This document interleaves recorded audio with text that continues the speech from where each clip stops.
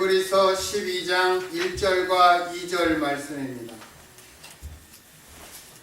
신약성경 367페이지 히브리서 12장 1절과 2절 우리가 다같이 말씀을 읽겠습니다. 이러므로 우리에게 구름같이 둘러싼 허다한 증인들이 있으니 모든 무거운 것과 얽매이기 쉬운 죄를 벗어버리고 인내로서 우리 앞에 당한 경주를 경주하며 믿음의 주여 또 온전케 하시는 이인 예수를 바라보자. 저는 그 앞에 있는 즐거움을 위하여 십자가를 참으사 부끄러움을 개의치 아니하시더니 하나님 보좌 우편에 앉으셨느니라. 아멘. 예, 오늘 믿음의 경주자를 가지고 오늘과 송구영신 예배할 때 그때 우리가 말씀을 다시 한번 생각해 보도록 하겠습니다. 우리가 지난 여름에 런던에서 올림픽이 열렸죠. 우리 축구가 처음으로 올림픽 동메달을 땄습니다. 그때 특별히 우리의 라이벌인 일본과 붙어서 2대 0으로 이겨서 온 국민이 열광하고 환호했습니다.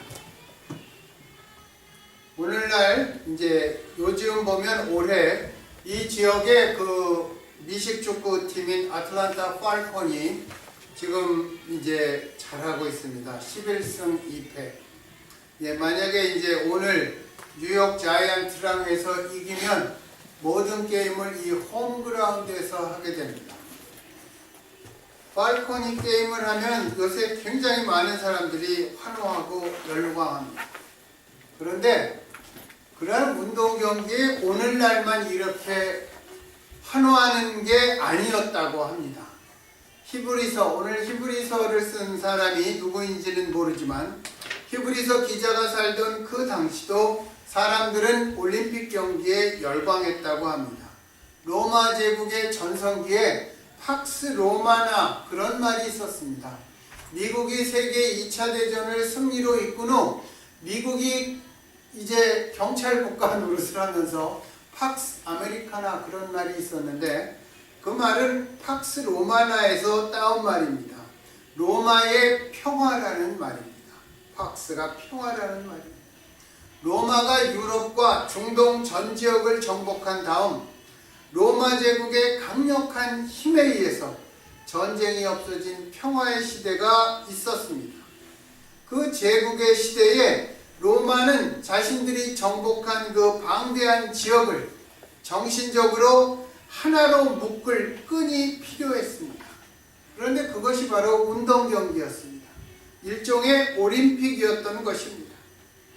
아테네나 그 전에 고린도에서 시작된 지역적 올림픽을 로마는 체계화시켜서 각 지역별로 예선을 거쳐 결승전을 로마에서 거행했습니다.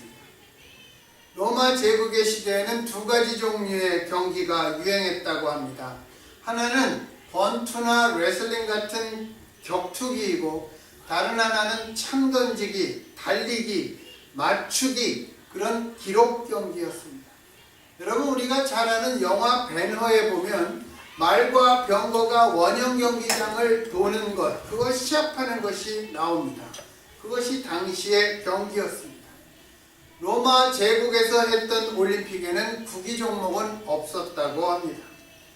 이 로마 올림픽을 왜 이 사람들이 로마가 이것을 개최한 배후 사상은 우리는 로마 안에서 하나다.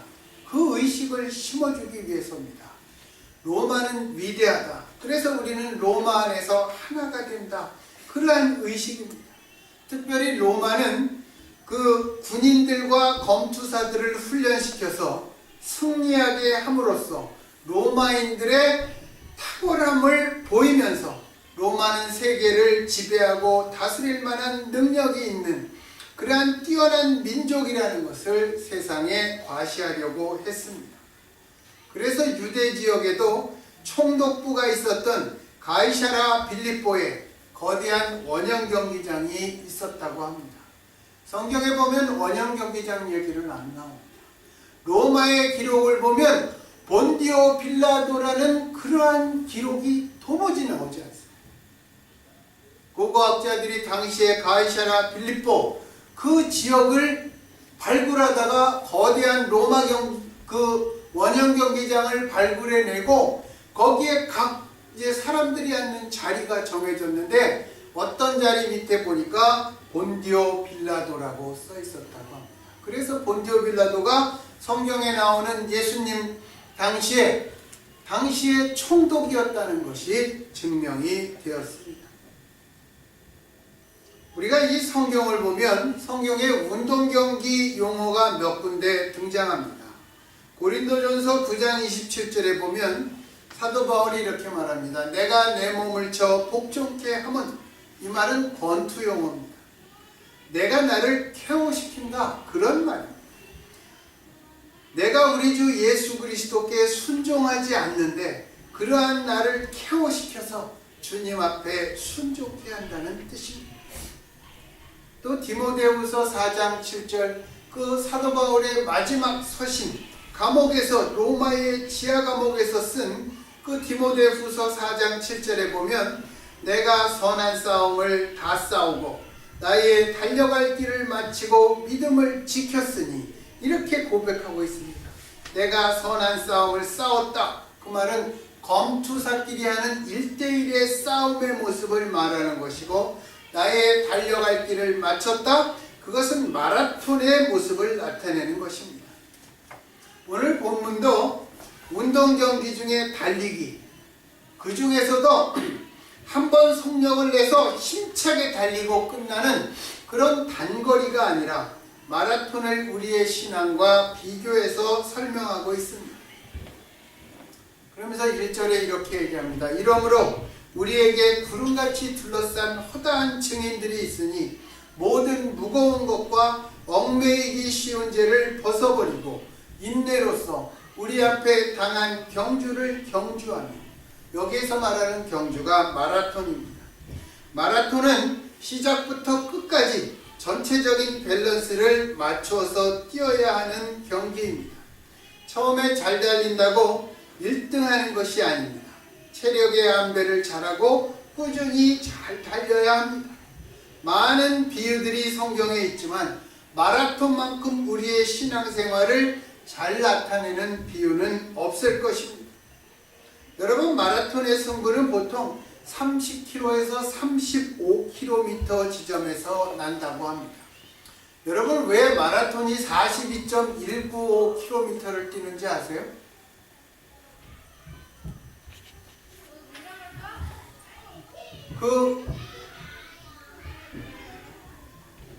그리스의 무명 용사가 전쟁에서, 그 해전이 뭐죠? 프루타크인가? 영웅전에 나오는 그 악티움 해전입니까? 나도 이제 오래돼서. 거기에서 무명 용사가 뛰어온 거리가 42.195km가 아닙니다. 그거라고 해서 마라톤을 뛰는데 그 거리는 실제로 한 38km밖에 안 된답니다. 그런데 올림픽을 시작하고 나서 실제로 마라톤을 뛰는 거리가 다 달랐대요. 그러니까 이제 이걸 통일해야 되겠다. 그래서 1948년인가 런던 올림픽이 열렸을 때, 52년입니까? 52년은 헬싱키인가? 그때 뛴 마라톤 거리가 제일 멀었답니다. 그래서 그때까지 뛴 마라톤 거리의 제일 먼 것을 이제 정식 거리로 채택한 게 42.195입니다. 지금까지 우리가 그렇게 알고 있어요. 그리스의 그 무명 용사가 뛰어온 거리, 그리고 이겼다, 그리고 죽었다, 그런 거 아닙니까? 마라톤의 승부는 보통 30에서 35km 지점에서 난다고 합니다. 우리가 달리다 보면 처음에는 땀이 나지만 중반을 넘어서면 이 얼굴에서 이렇게 소금이 나온다고 해요. 소금이. 그래서 뛰다가 얼굴을 이렇게 잘못 비비면 피부가 상처가 난다, 그런 것입니다. 뛰다가 보면 요새는 신발이 좋으니까 여기 끈을 묶고 뛰었잖아요. 끈이 풀어지면 가다가 멈춰서서 엎드려서 이렇게 끈을 묶으면 다시 못 뛴다고 합니다. 그러니까 마라톤 선수들은 뛰다가 끈이 예전에 풀어지면 중간중간에 물 먹으라고 이렇게 통 받쳐놓은 데다가 발을 팍 한번 담그고 뛰어간다는 것입니다. 끈이 물을 먹어서 풀려지지 않게. 보스턴 마라톤에서 한국 사람으로 처음으로 1등했던 서윤복 씨가 한번 강연을 하는데 자기도 끈이 풀러져서 물통에다가 발을 담그고 뛰었다. 그런 것입니다. 서윤복 씨 같은 연배는 정말 그 사람들이 마라톤을 뛸 때는 오직 조국을 위해서 뛰었습니다. 그 사람들 정말 그때는 그랬던 것 같아요. 그래서 제대로 먹지도 못하고 한국 사람들이 예전에 일본 사람보다 잘 뛰었어요. 그러고 나서 한국에서는 뭐라고 그랬냐면 이게 고추장 파워다. 그래서 마라톤 하는 사람들은 고추장을 다 많이 먹었다고 그럽니다. 그런데 나중에 보니까 일본 사람들이 더 잘 뛰거든요. 일본 사람들이 우리보다 먼저 잘 살게 되니까 아베베가 뛰는 모습을 보고 연구를 하고 이 팔은 어디까지 올려야 되고 발은 어떻게 내디뎌야 되고 평소에 훈련을 어떻게 해야 되고 그렇게 훈련을 하니까 이제 잘 뛰게 되는 것이죠.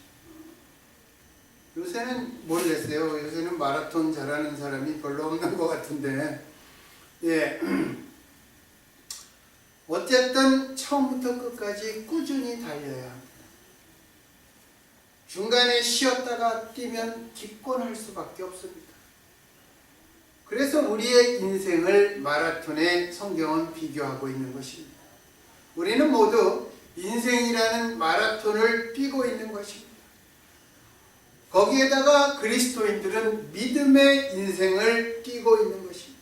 그러므로 우리들은 신앙의 마라톤을 우리의 인생 전체에 걸쳐서 달리고 있는 것입니다. 오늘 히브리서 12장 1절은 이러므로 이런 말로 시작합니다. 이러므로, 그러므로 이게 무슨 뜻입니까? 이러므로 어떻게 행해야 되는 것인지를 가르쳐주는 말입니다. 이러므로 우리가 달리기를 경주해야 된다 이렇게 말하고 있는 것입니다. 그러면 우리의 믿음의 달리기의 첫 번째로 있는 것이 무엇입니까? 거기에 보면 구름같이 둘러싼 허다한 증인들입니다. 우리가 뛰는 이 인생의 신앙의 마라톤 길에서 우리를 둘러싸고 있는 허다한 증인들이 있다고 성경이 말씀하고 있습니다. 여기에서의 증인들은 모두 우리보다 먼저 신앙의 마라톤을 달려갔던 믿음의 선배들입니다. 믿음으로 살았던 그들이 마라톤을 끝내고 영광의 면류관을 머리에 쓰고 예수님과 함께 우리가 달리고 있는 것을 지켜보고 있다는 것입니다. 여러분, 그들이 마라톤을 끝낼 수 있었던 것은 무엇 때문이었습니까? 오직 믿음 때문이었습니다. 믿음의 마라톤에 있어서 가장 소중한 것이 무엇입니까? 바로 믿음입니다. 선배들이 믿음으로 달릴 수 있었다면 우리도 믿음으로 달릴 수 있습니다. 그들이 믿음으로 마칠 수 있었다면 우리도 믿음으로 마칠 수 있습니다. 그들이 믿음으로 영광의 면류관을 썼다면 우리도 믿음으로 영광의 면류관을 쓰게 될 것입니다.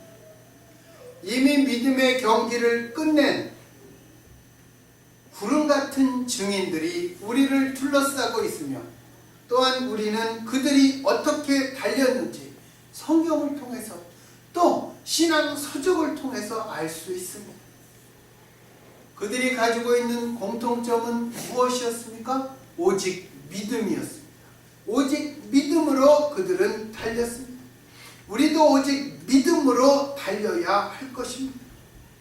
그래서 교회는 어떤 교회든지 오직 예수 때문에만 모여야 하는 것입니다. 여러분, 쇼팽이라는 유명한 피아니스트를 아시죠? 쇼팽은 폴란드 사람입니다. 쇼팽이 처음에 등장할 때 폴란드 시골뜨기 쇼팽이었습니다.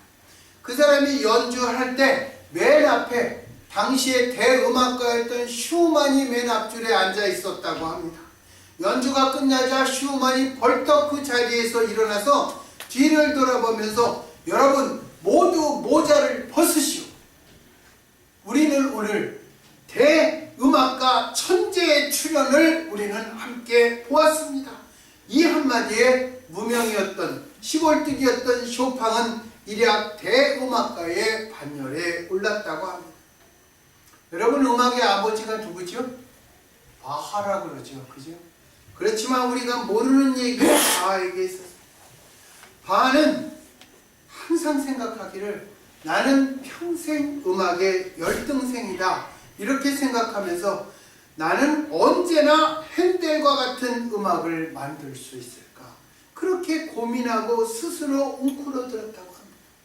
그런데 맨델스존이 그를 높게 평가하자 그 순간부터 바하가 변했고 마침내는 음악의 아버지라는 그 경지에까지 올라가게 된 것입니다. 여러분, 비단 음악뿐이겠습니까?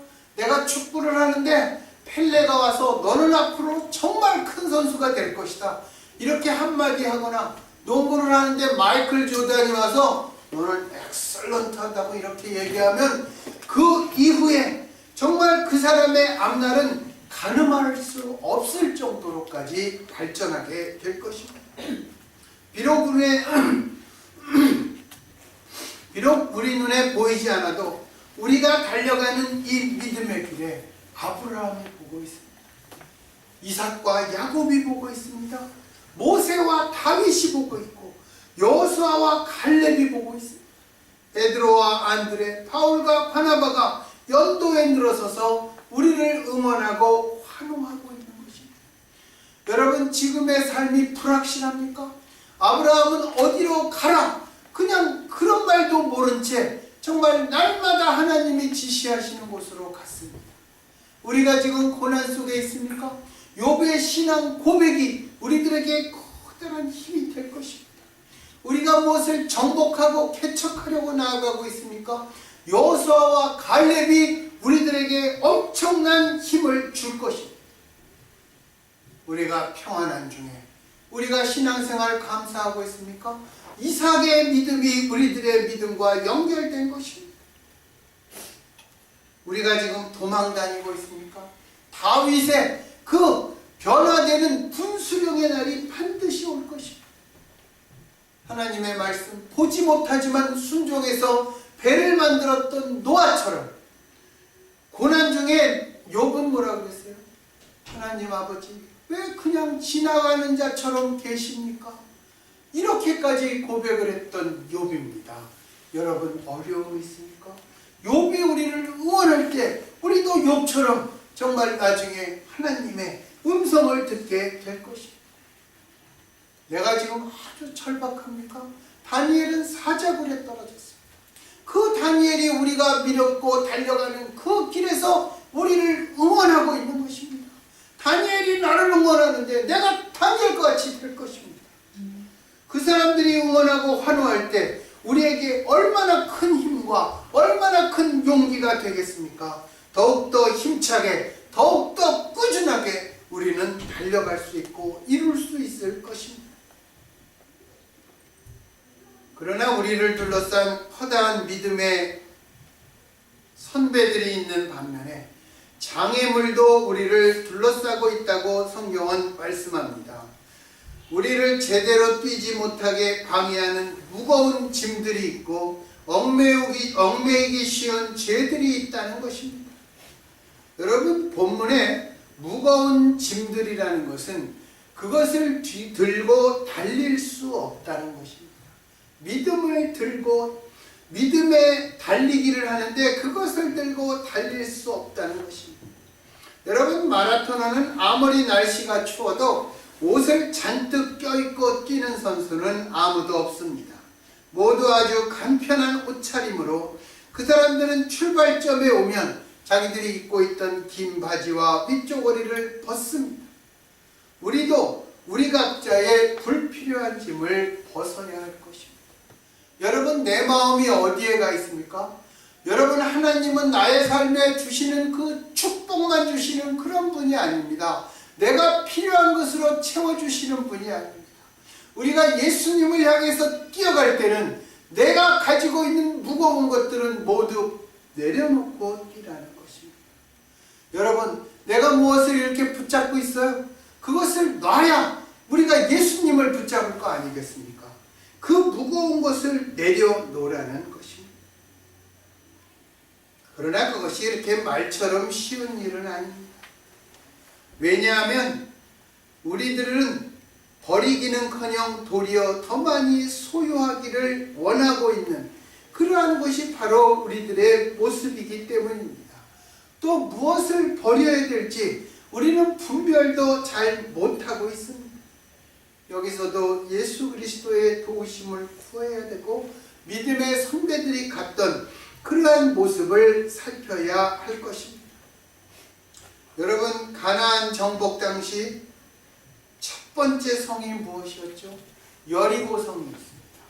여리고 성을 매일 한 바퀴씩 돌다가 일주일째 되는 날 6바퀴를 돌고 7바퀴째 하나님이 소리 지르고 나팔을 불어라! 그랬더니 여리고 성이 확 주저앉았습니다. 완전히 주저앉았습니다.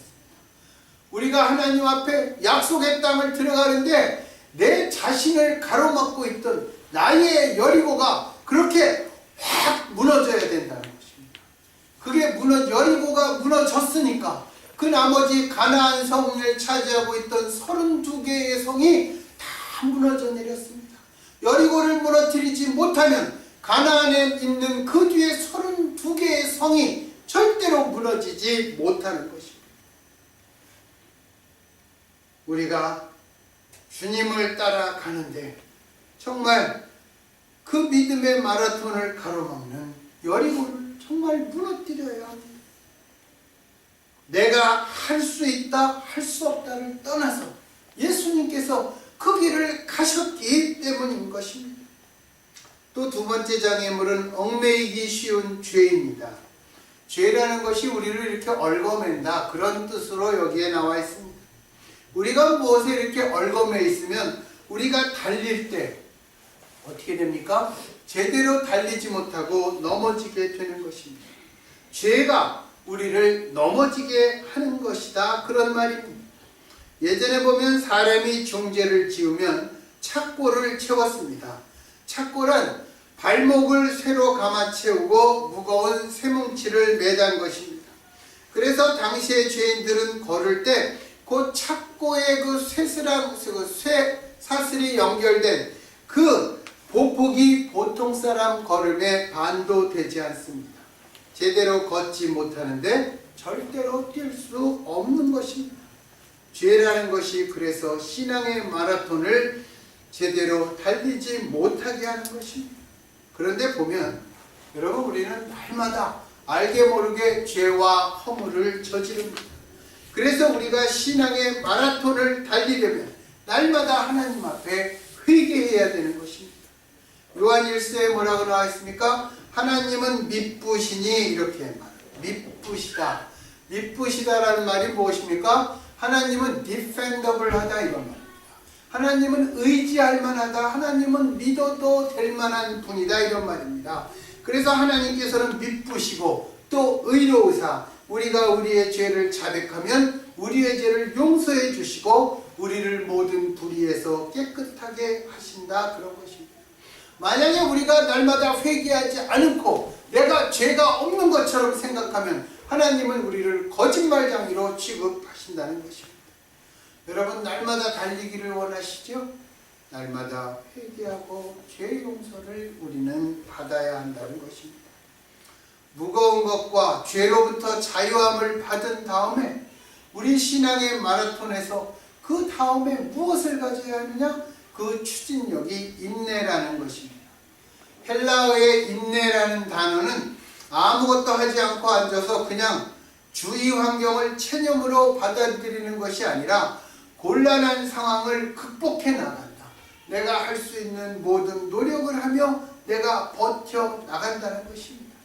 장애물이 있더라도 우리가 실패하더라도 우리가 거기에 항복하지 않고, 우리가 지연되더라도 낙담하지 않고, 우리가 절망하지 않고, 내 내면에 있는 갈등이나 외적인 장애에도 굴하지 않는다는 것입니다. 참고 견디고 나아가는 그러한 노력과 기백을 얘기하는 것입니다. 그 인내로서 우리 앞에 놓여진 길을 달려야 한다는 것입니다. 그리고 그 인내의 모범을 보여준 분이 바로 예수 그리스도이므로 우리는 오직 예수님만 바라보고 달려야 한다는 것입니다. 그리고 기억해야 할 것은 그 마라톤에는 결승점이 있다는 것입니다. 예수님께서는 그 결승점 너머에 즐거움을 보시고 모든 것을 참고 모든 것을 견디어 내셨습니다. 그 결승점 너머에 있는 천국의 영광을 바라보시고 이 땅에서의 승리를 포기하시고 마다하시고 십자가의 길을 가신 것입니다.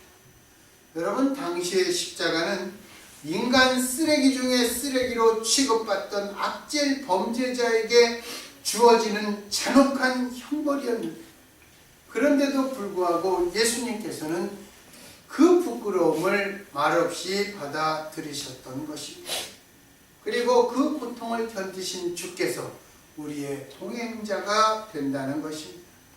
예수님은 우리 신앙 그 마라톤의 종점이자 동행자 되십니다. 또 그 결승점에서 우리를 따뜻하게 맞으시려고 기다리고 계신 분입니다. 항상 우리와 함께 하시면서 우리를 온전케 하시는 예수님을 바라보고 주를 향해 달려가는 것이 바로 우리의 믿음의 마라톤인 것입니다. 우리 혼자 달리는 것이 아니라 주와 함께 달리는 그러한 여정인 것입니다. 여러분, 올해 2012년 이제 2주 남았습니다.